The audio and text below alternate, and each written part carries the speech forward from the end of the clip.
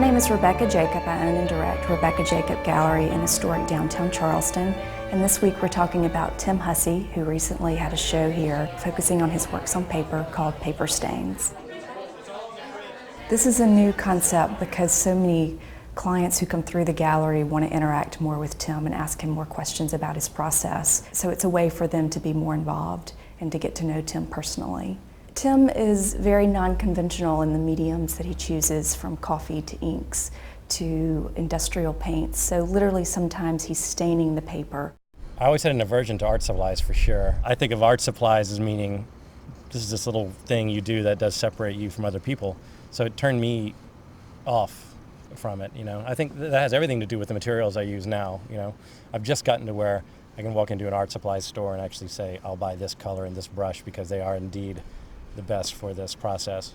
But otherwise, I've always wanted to use house paints or dyes or coffee or, whatever's around. When he first brought the works in, he brought them in a stack of 6 or 7 pieces. And I pulled this as my favorite piece because compositionally, I think this is the strongest piece. What I'm seeing different in Tim's work, first and foremost, is the format. It's a bigger work and it's a series of work. There's a continuity of theme. The work in terms of a palette and neutral space is very different than what he's ever done before. Work has changed even more recently in that I've learned to slow down. It used to be based on this very frenetic movement. My work was more about like scratching away, putting layers down, scratching those off, kind of overworked pencil line and pen line and whatever was around. Whereas recently I've started, becoming more deliberate and confident in my line. I feel like Tim is just getting started as a painter, which is exciting. I see him really on an international circuit, involved in biennales in Europe and beyond.